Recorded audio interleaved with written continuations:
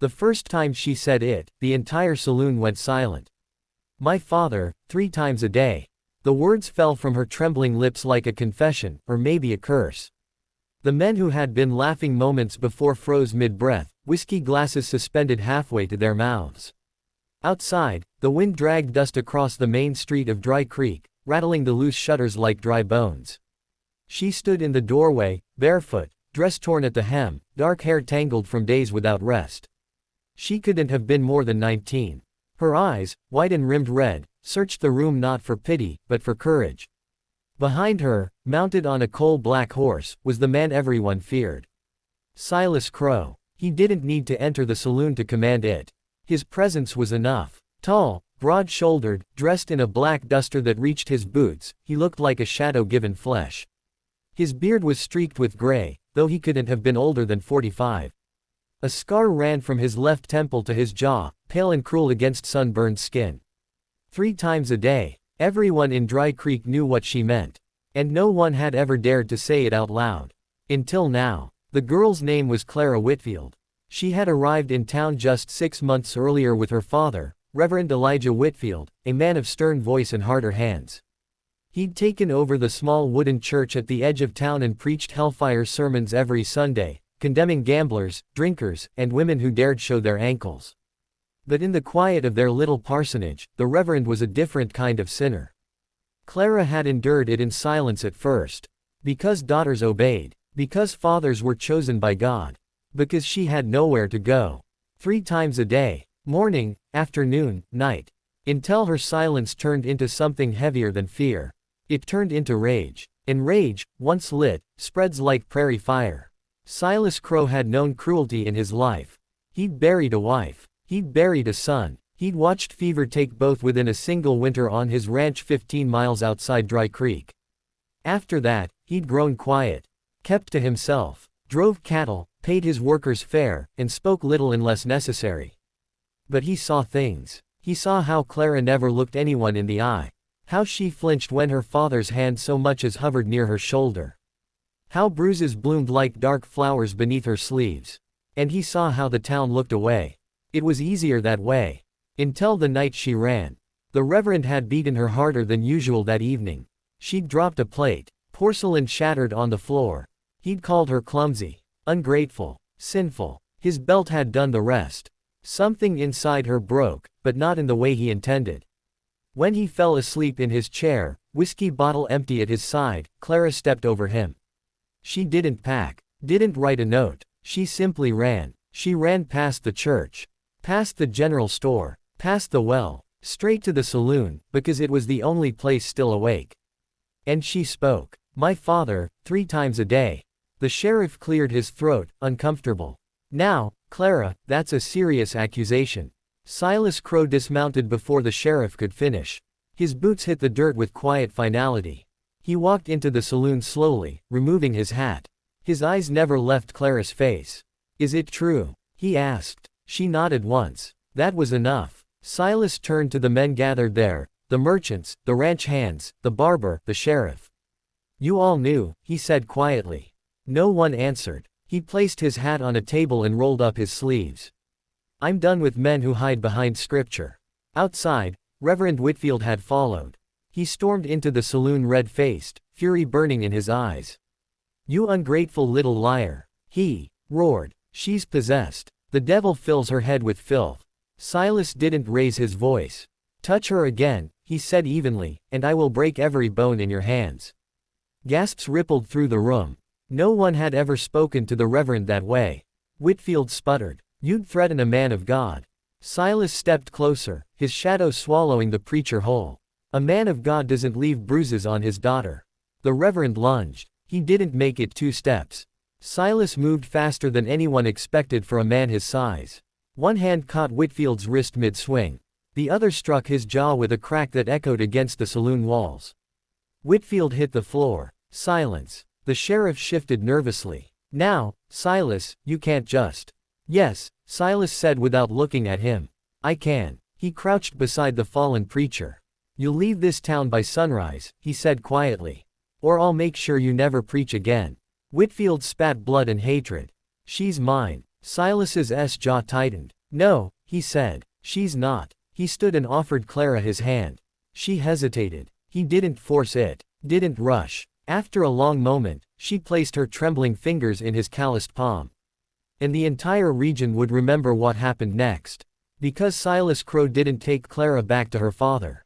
He took her home. The ranch sat under a wide Texas sky, fields stretching golden beneath the sun. Clara had never seen so much open space. It felt frightening at first, too vast, too exposed. Silas gave her the small guest room beside the kitchen. Mrs. Alvarez, the ranch cook, a stout woman in her 60s with kind eyes, drew her a bath and burned her old dress. "No more ghosts, Mrs. Alvarez said softly. The first few days were quiet. Clara expected questions, conditions, demands. They never came. Silas set clear rules instead. "You're safe here," he told her. "You'll work if you choose to. Eat when you're hungry. Sleep without locking your door." Simple words. Radical mercy. But safety doesn't erase trauma. Clara woke screaming the first night. Then the second. Then the third. Silas never entered her room. He sat outside the door instead. Silent. Present. By the end of the first week, she began helping Mrs. Alvarez in the kitchen. By the second, she was riding out to the far pasture with Silas, learning the names of cattle and how to mend broken fence lines. He treated her not like fragile glass, but like someone rebuilding. And slowly, Clara changed. Color returned to her cheeks. Laughter, soft at first, found its way back into her voice. She began reading books from Silas's late wife's collection. She sang while washing dishes. The town talked. Of course they did. A single rancher taking in a young woman. No marriage. No chaperone. Whispers slithered like snakes through Dry Creek. Silas ignored them. Clara tried to. But shame is stubborn. One Sunday morning, months later, Clara made a decision. She walked back into town. Not to the saloon. To the church. Reverend Whitfield had left as ordered. A traveling preacher now filled the pulpit. Clara stood before the congregation. Her hands shook, but her voice did not. "My father hurt me," she said plainly. "And this town let him." Murmurs filled the pews. "I don't speak for pity," she continued. "I speak so no other girl has to whisper what I shouted." An old woman in the back began to cry. A young mother clutched her daughter tighter. The sheriff stared at his boots. Clara drew a breath that tasted like freedom. "I live on Silas Crow's ranch now. And for the first time in my life, I am not afraid." When she walked out of that church, she did not run. She walked tall. The story spread beyond Dry Creek. Other towns heard of it. Of a rancher who defended a girl against her own father. Of a young woman who dared speak the unspeakable. Men who hid behind authority grew nervous. Women who lived in silence felt something spark inside them. But not everyone celebrated. There are always those who resent change. And somewhere beyond the county line, Reverend Whitfield was listening. And he was not finished. One evening as the sun bled red across the horizon, a rider approached the ranch. Silas saw the dust trail first. Then the horse. Then the black coat. Clara was hanging laundry when she froze. She recognized that silhouette. Fear, sharp and old, pierced her chest. Silas stepped in front of her without a word. Whitfield stopped 20 yards from the porch. "You think you can steal what's mine?" he called. Silas's voice remained calm. "You were told to leave. She belongs to me." Clara stepped around Silas. Her voice carried stronger now. "No," she said. "I don't." Whitfield's eyes darkened. "You ungrateful." 3 times a day, she said loudly. The words hung in the air like a gunshot. Mrs. Alvarez appeared in the doorway. 2 ranch hands emerged from the barn. Silas moved one hand slowly toward his holster, not drawing, just reminding. "This is your last warning," Silas said. "Ride away." Whitfield looked around and saw something he hadn't expected. No fear. Not in Clara. Not in Silas. Not in anyone. Power, once exposed, weakens. He spat in the dirt and turned his horse. But hatred has roots. And as he rode off, he made a vow under his breath. If he couldn't control her, he would destroy them both. The first stone struck the barn just before sunrise. Nita was awake when it happened. She had grown used to the restless rhythm of frontier nights, the coyotes crying in the distance, the soft shifting of cattle, but this was different. The crack of rock against wood was sharp. Deliberate. Elias was already moving when she stepped outside. Another stone hit the porch post, splintering it. Inside, he ordered quietly. "I will not hide," she said. He looked at her, really looked at her, and saw that she meant it. 3 men stood near the fence line. Townsmen, not riders from the wagon train this time. Nita recognized one of them from the general store when she had accompanied Elias days earlier. The whispers had followed them like smoke. "You think we don't see what you're doing, Carter?" one of them shouted. "Harboring savages." Elias's jaw tightened. "She has a name. Don't matter." Another stone flew. It missed. Elias stepped off the porch, rifle in hand but lowered. "You got something to say it plain." The tallest of the 3 spat into the dust. "Sheriff says this town don't want trouble. And trouble follows her kind." Nita's spine stiffened. She stepped forward despite Elias's subtle motion to stop her. "My kind," she repeated. The men faltered, surprised she spoke English so clearly. "You steal land," she said, voice steady though her heart pounded. "You take children. You chain women. But I am the trouble." Silence fell heavy. The men shifted uneasily. Bigotry was easier when its target was silent. "Go back where you came from," one muttered. "This is where I came from," she replied. Elias moved to stand beside her, not in front. "This ranch is mine," he said evenly. "Anyone sets foot on it without invitation, I'll treat 'em like trespassers." The threat was quiet, but real. The men weighed their pride against the possibility of lead. Finally, they backed away. "This ain't over," the tall one warned. "No," Elias agreed. "It ain't." When they were gone, Nita exhaled shakily. "You could have let them send me away," she said. "And send you where?" he asked. She had no answer. That afternoon, Elias rode into town alone. Nita watched him disappear down the dusty trail, fear gnawing at her chest. She hated that he bore the weight of her presence in a place that had never truly accepted him even before she arrived. Elias had always been considered different. Too quiet, too withdrawn. Since Margaret's death, he had avoided church gatherings, saloon nights, and town gossip. He traded, nodded politely, and returned to his land. But now he would face them head-on. Inside the small sheriff's office, Sheriff Dalton leaned back in his chair, boots propped on his desk. "Heard there was a little excitement at your place," Dalton said. "3 men throwing rocks ain't excitement," Elias replied. "It's cowardice." Dalton sighed. "You know how folks feel." "I don't much care how they feel. They're scared." "Of a wounded woman." Elias's voice sharpened. Dalton hesitated. "Of change." Elias leaned forward. "She stays. And if anyone crosses my land again, I won't wait for stones." Dalton studied him carefully. "You planning to marry her?" The question caught Elias off guard. "I ain't said that. But you're thinking it." Elias didn't answer. Dalton lowered his boots. "If you do, make it lawful. Town might grumble, but law's law. Otherwise they'll keep testing you." Elias rode home under a sky heavy with dust and thought. When he arrived, he found Nita by the well, drawing water with careful movements. "You're back," she said softly. He nodded. They stood in silence for a long moment. "I need to ask you something," he began. Her body tensed. "Not like that," he added quickly. She relaxed slightly. He removed his hat, running a hand through his hair. "If I ask you to marry me, it would be to give you protection under the law. So no one can claim you as property again. So this land becomes yours too." Nita stared at him. "You would do that for me?" she asked. He hesitated. "It wouldn't be only for that."